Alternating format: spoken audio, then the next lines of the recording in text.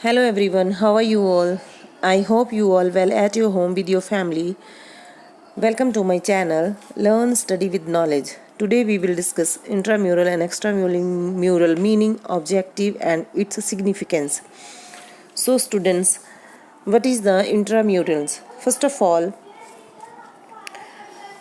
intramurals means within the walls. It can be said that intramural the activity within the wall or within the campus or institutions. These activities are organized only for the students of a school or institutions. No students of other schools can participate in these activities. Intramurals activities provide the enjoyment through physical education or activity. So students, इसका meaning ये है कि intramural वो होती हैं जो school के अंदर जो गेमें खेली जाती हैं और उनकी जो उनको जो ऑर्गेनाइज करता है वो भी स्कूल ही करता है। बाहर के जो स्टूडेंट्स होते हैं वो इसमें पार्टिसिपेट नहीं कर सकते हैं। सो इसका मैं थोड़ा सा आपको एक हिस्ट्री बता देती हूँ कि intramurals were introduce many years back in United State of America to motivate the students to take part in sports activities. By the passage of time, intramurals become very popular throughout the world. The benefit of intramural activities are to every students of the institution in order to achieve the aim of education, and these competitions help in all round development of the child. जो इसकी history है वो USA से है। उन्होंने अपने students हैं उनको मोटिवेट करने के लिए स्टूडेंट्स को स्पोर्ट्स में पार्टिसिपेट करने के लिए मोटिवेट किया। कई एक्टिविटीज़ में उन्होंने पार्टिसिपेट करते थे और जैसे जैसे टाइम हमारा निकलता गया तो ये जो है जो पूरे वर्ल्ड के लिए एक अच्छी गेम बन गई, एक एक्टिविटी बन गई, एक इन्जॉयमेंट के लिए बन गई। हर इंस्टीट्यूशन इसको ऑर्गेनाइज करता है और जिससे हम बच्चे को ऑल राउंड डेवलपमेंट बच्चे का ऑल राउंड डेवलपमेंट कर सकते हैं। सो नेक्स्ट है इसका objective of intramural. Objective of intramurals क्या होते हैं? नंबर 1 है provide opportunity to every students to participate in game and sports. First point है the major objective of intramurals is that every student should take part in the games. Generally, few students are able to participate at zonal or district level games and sports.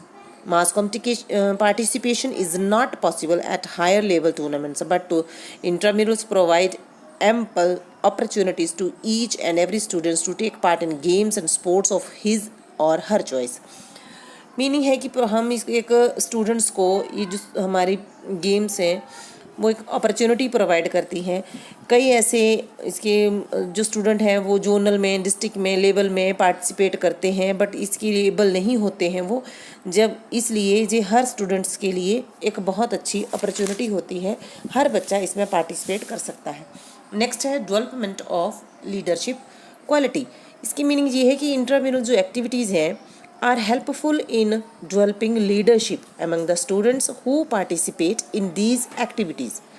Younger leader can effectively develop leadership qualities through sports, spending time learning, practicing, and then executing your skills in a team game against a committed options helps build effective leadership qualities in oneself. Meaning है कि development of leadership, जो एक बच्चे की leadership है उसमें उसकी जो क्वालिटी है वो उसको डेवलपमेंट मिलती है, उसको डेवलप करते हैं। क्योंकि कई ऐसे स्टूडेंट हैं जब हम गेम्स करते हैं उसमें हम किसी को एक लीडर बनाते हैं कि ये इस टीम को तूने आगे करना है। सो उस बच्चे में एक लीडरशिप के जो गुण हैं वो आ जाते हैं और वो उनके लिए बहुत हेल्पफुल होते हैं। बच्चा एक लीडरशिप की क्वालिटीज़ क्या होती हैं उनको करना सीखता है। सो नेक्स्ट है accept defeat and develop sportsmanship. Accept defeat and develop sportsmanship meaning है through sports children can learn sportsmanship. They can learn how to accept and cope with losses rather than feeling completely defeated. Through sports children can understand that sometimes it's okay if they lose. The important part is to get back up and try again. They learn that there's no harm in being competitive, but if they lose, that should show good sportsmanship and accept defeat.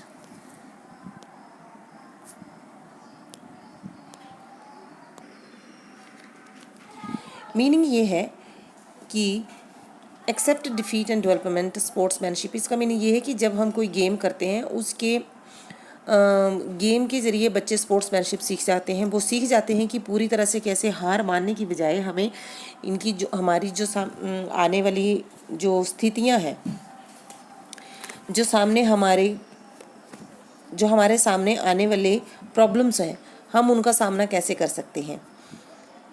ठीक है, और इसका meaning ये है कि इस game के ज़रिए बच्चे ये समझ सकते हैं कि यदि अगर हम हार भी जाते हैं तो कोई बात नहीं, ये उसका लास्ट पॉइंट नहीं है। इसका मेन इम्पॉर्टेंट ये है कि हम हार के दोबारा हम उसको उठ के दोबारा हम उसे ट्राई करेंगे।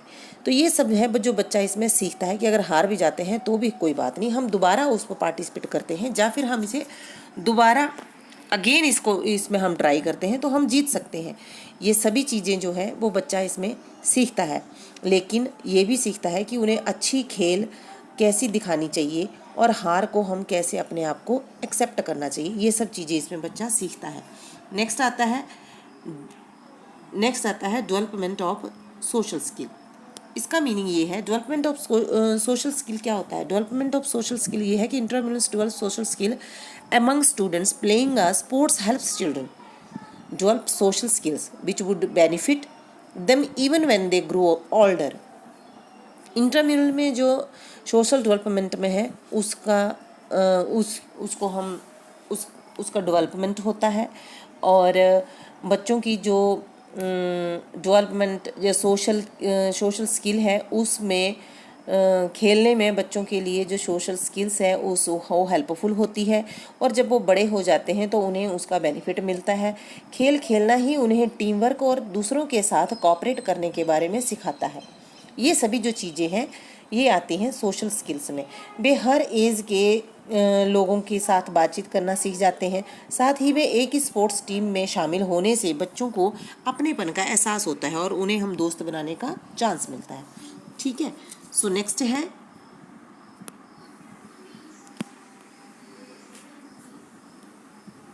नेक्स्ट पॉइंट है हमारा provide healthy recreation. Provide healthy recreation क्या होता है। Taking part in a sport at school level can help in the development of child self esteem and confidence. Means कि स्कूल जब ऐसी गेम्स में बच्चों को पार्टिसिपेट करने के लिए उन बच्चों को अपने सेल्फ कॉन्फिडेंस को बढ़ाने में, जो उसको डेवलप करने में हेल्प मिलती है। जब हम ऐसे जो हमारे स्कूल में ऐसी गेम्स होती हैं या फिर इंट्राम्यूरल्स जो टूर्नामेंट्स होते हैं, उनमें बच्चों को अपना कॉन्फिडेंस बढ़ाने के लिए बहुत ही हेल्प मिलती है। एक टीममेट से हाई फाइव या मैच ख़त्म होने पर एक दूसरे के साथ हैंडशेक करना, ऐसे कामों से उनमें सेल्फ कॉन्फिडेंस आता है। क्लियर, सेल्फ कॉन्फिडेंस आता है। और साथ में क्या होता है कि जो कोचेज़ हैं या प्लेयर्स हैं, उनको जो कोचेज़ और प्लेयर्स होते हैं वो फ्रीज़ करते हैं और इनकरेजमेंट करते हैं, जो प्लेयर को बहुत अच्छा लगता है। उनमें वो चीज़ अपने आप में एक बिल्ड सेल्फ एस्टीम होती है। क्लियर, सो नेक्स्ट है help to find talent. Help to find talent, help to find talent, जैसे कि इसका जो मीनिंग है हमें वही बता रहा है कि हेल्प टू फाइंड टैलेंट का मीनिंग क्या होगा। इसमें यह है कि जो इंट्राम्यूरल कंपटीशन होते हैं वो एक प्लेटफॉर्म स्टूडेंट्स को हम प्रोवाइड कराते हैं। These kinds of competition help in finding out the hidden talent of sports person। Meaning कि इस टाइप की जो हमारे पास कंपटीशन होते हैं उसमें जो गेम के जो पार्टिसिपेशन है उनके अंदर जो टैलेंट छुपा होता है उसको बाहर लाने के लिए हेल्प मिलती है। क्योंकि जब ऐसे अपने स्कूल में ऐसे इवेंट हो रहे हैं तो बच्चा एक बढ़ चढ़ कर हिस्सा लेता है ना उसमें। उससे ये होता है कि उससे एक बच्चे के अंदर का जो टैलेंट है वो बाहर आता है, पता लगता है कि बच्चा क्या कर सकता है और कहाँ तक खेल सकता है। क्लियर। सो नेक्स्ट है help in learning a variety of games and skills. Means कि जो इंस्ट्राम्यूरल एक्टिविटीज़ होती है वो बच्चों के लिए न्यू गेम सीखने के अलावा चांस बच्चे उनको चांस देती हैं जिनके बारे में उन्हें पहले जानकारी नहीं होती, जिससे पहले उनको वे नॉलेज नहीं होती है। स्टूडेंट्स कई खेलों में डिफरेंट खेलों में पार्टिसिपेट करता है और रूल सीखता है और अपनी गेम की जो स्किल है उसको बेटर बनाता है। इन सभी स्किल्स के बारे में सीखना और अपने आप को एक अच्छा बनाने में बहुत ही हेल्पफुल है। क्लियर। चलते हैं नेक्स्ट है मीनिंग ऑफ एक्स्ट्राम्यूरल। पहले क्या था? पहले था इंट्राम्यूरल, अब क्या है? एक्स्ट्राम्यूरल। इंट्राम्यूरल जो अंदर होती है, एक्स्ट्राम्यूरल्स मीन्स होता है outside the walls. These activity जो इंट्राम्यूरल्स हैं वो होती हैं outside. Extramurals mean outside of the wall. These activities are outside the wall. Competitions give the opportunity to the players and athletes of various school college to show their skills and bring ours to the institution they represent. Clear? इसका meaning क्या है? इसका meaning ये है कि जो extra mural होती हैं वो होती हैं स्कूल के बाहर। क्लियर। जैसे हम कहीं खेलने जाते हैं, स्कूल से अपने बच्चों की टीम बनाते हैं और उस बच्चों अपनी टीम को बाहर लेके जाते हैं खेलने के लिए, जिसमें कई कॉलेजों के प्लेयर होते हैं, एथलीट होते हैं और अपनी जो उनकी स्किल होती है, अपनी गेम होती है और उनकी जो स्किल होती है उसको लेके हम आते हैं और उनको ये चांस मिलता है और उस चांस की वजह स्कूल में टूर्नामेंट में सारे ही पार्टिसिपेट करते हैं। ठीक है। एक्स्ट्रा म्यूरल में कई चीज़ें आ सकती हैं, जैसे फ्रेंडली मैचेस होते हैं, इंटर स्कूल कॉलेज मैचेस होते हैं, जहाँ ऊपर कंपटीशन होते हैं। ठीक है। ये सारी चीज़ें किसमें आती हैं? एक्स्ट्रा म्यूरल में। So next, objective of extra mural. First है provide experience to students. Extra mural में हम स्टूडेंट्स को क्या करते हैं? एक एक्सपीरियंस प्रोवाइड कराते हैं। एक्स्ट्रा म्यूरल में जो पार्टिसिपेट करते हैं उन बच्चों में एक, जैसे कि हम कहते हैं कि जब पार्टिसिपेट करते हैं एक्स्ट्रा म्यूरल में तो student get experience to face pressure and gain ability to deal with challenge. बच्चा एक चैलेंज लेना और एक प्रेशर का सामना करते हुए चैलेंज लेने और उसको पूरा करने में सीख जाता है। जब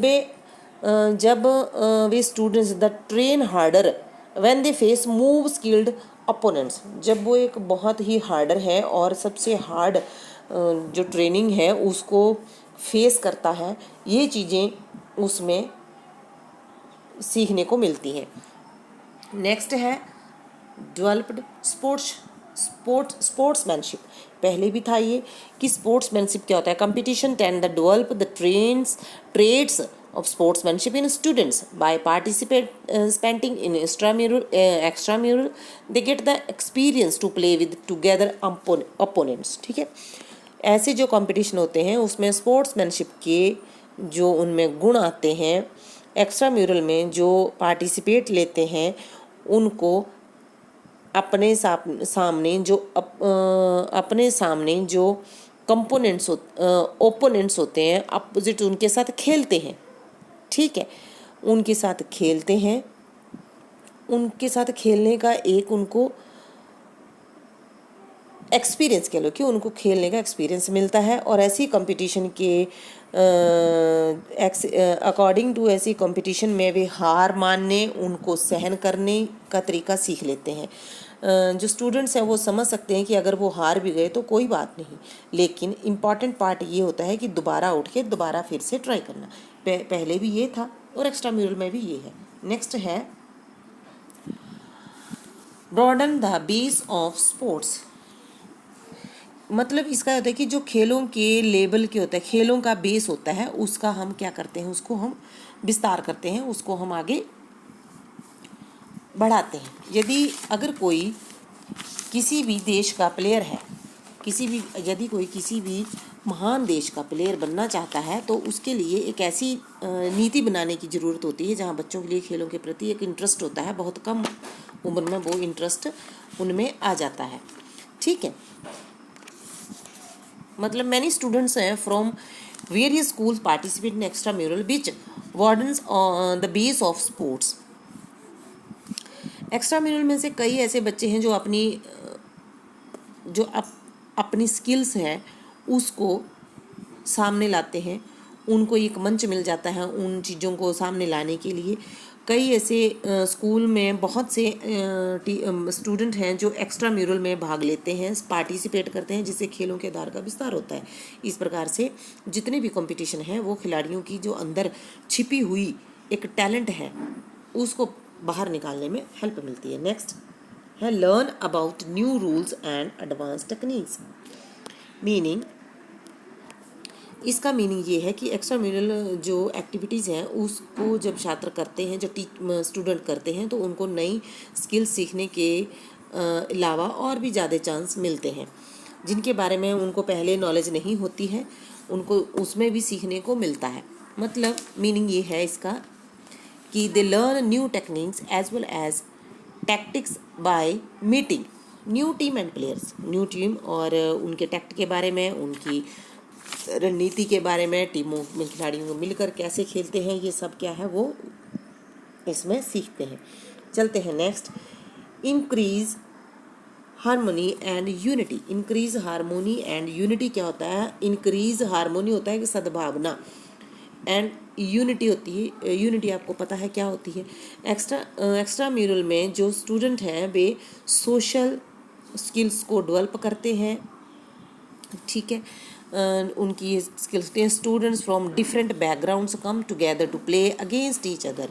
क्योंकि जो डिफरेंट स्टूडेंट हैं वो डिफरेंट बैकग्राउंड से एक दूसरे के साथ, एक दूसरे के अपोजिट खेलने के लिए साथ आते हैं। और अब डिफरेंट उनका जो एज है, डिफरेंट एज के लोगों के साथ बातचीत करना सीखते हैं। ये उन्हें नए दोस्त बनाने का मौका मिलता है। ये जैसे जो पीछे था वही है। नेक्स्ट हम चलते हैं कि एक आता है इस लेसन में स्पोर्ट्स डे। थोड़ा सा इसके बारे में समझ लेते हैं। स्पोर्ट्स डे तो आप सभी जानते हैं स्पोर्ट्स डे क्या है। स्पोर्ट्स डे में कई बार फील्ड, जिसको हम फील्ड डेज भी कहते हैं, ये इसके जो इवेंट हैं वो स्कूलों में, कॉलेजों में आयोजित किए जाते हैं, प्रिपेयर किए जाते हैं, जब उनको ऑर्गेनाइज किया जाता है। लोग इनकी एक्टिविटीज़ में पार्टिसिपेट करते हैं। कई कॉम्पिटिटर हैं, तो इसमें जिनका एम होता है ट्रॉफी या फिर कुछ प्राइज़ जीतना होता है। तो ऐसे ही ये स्पोर्ट्स डे बनते हैं। जो स्पोर्ट्स डे हैं वो हमारे यहाँ अक्टूबर-नवंबर में ऑर्गेनाइज़ किए जाते हैं, और इसमें कई एथलेटिक एक्टिविटीज़ और games, football, cricket, throw ball, डोस बॉल, वॉलीबॉल एक्सेट्रा, और ऐसे ही कई इसमें एक रिक्रिएशन या इंजॉयमेंट के लिए गेम्स होती हैं, जैसे रेस होती है, स्पून रेस या फिर लेमन रेस या 3 लेग रेस एक्सेट्रा। तो ये होता है स्पोर्ट्स डे। क्लियर? चलते हैं नेक्स्ट। इस चैप्टर के लास्ट में ये जो 3 पॉइंट्स है ये भी आपको बता देती हूँ। Run for fun and run for specific causes, run for awareness and run for unity. ये 3 पॉइंट हैं, ये लेसन के लास्ट में आते हैं, तो इनको भी हम थोड़े से नॉलेज ले लेते हैं। रन फॉर फन क्या होता है ये आप सभी जानते होंगे। The main objective of run for fun is to make people aware of health and fitness. कि जो रन फॉर फन है वो लोगों को अवेयर करती है हेल्थ और फिटनेस के लिए। A run for fun is a friendly event, ये एक फ्रेंडली इवेंट है ऑर्गेनाइज ऑन रोड और क्रॉस कंट्री, जो रोड और क्रॉस कंट्री में सड़कों में इसको ऑर्गेनाइज किया जाता है। And people run for their enjoyment, और जो लोग हैं वो इन्जॉयमेंट के लिए इसमें रनिंग करते हैं। And enjoyment, it tries to motivate people to do the exercise every day. In this race there may be children, men, women or elderly people according to their capacity. They may run, jog or walk. It all depends upon their fitness, how fit they are. Clear? So next, run for specific causes. Such events are organized to raise funds for specific causes. AIDS, cancer, floods, earthquake, ये जो run for specific causes है ये इसके लिए किए जाते हैं जिसमें कुछ फंड इकट्ठा होता है। जैसे कुछ एनजीओज़ हैं, कहीं अर्थक्वेक आता है, एड्स है, कैंसर है या फ्लड है, ऐसे लोगों के लिए ये अपना क्या करते हैं, फंड को कलेक्ट करते हैं। नेक्स्ट है run for awareness. Run for awareness organise to make the masses aware to present problems और any health problems of serious nature like AIDS, swine flu, ये भी सेम इसी की तरह है, ये भी इसीलिए किया जाता है। नेक्स्ट है run for unity. These type of events help to generate the feeling of unity. Every year thousands of people participate in the city's annual marathon in the memory of terrorist attack in Mumbai. In the same way, thousands of people participate in a Delhi run for unity every year. Clear? तो ये था आज का हमारा first chapter, अब हमारा ख़त्म हो गया है। इसके लिए अब नेक्स्ट जो क्वेश्चन है वो MCQs डालूंगी मैं। तो प्लीज़ अगर आपको मेरा वीडियो अच्छा लगा हो तो प्लीज़ सब्सक्राइब कीजिए, शेयर कीजिए, लाइक कीजिए। अब मिलते हैं नेक्स्ट इसके MCQs क्वेश्चन के साथ जो आपके एग्ज़ाम के लिए बहुत ही इम्पॉर्टेंट होंगे। सो मिलते हैं नेक्स्ट वीडियो में नेक्स्ट चैप्टर के साथ। Okay then bye.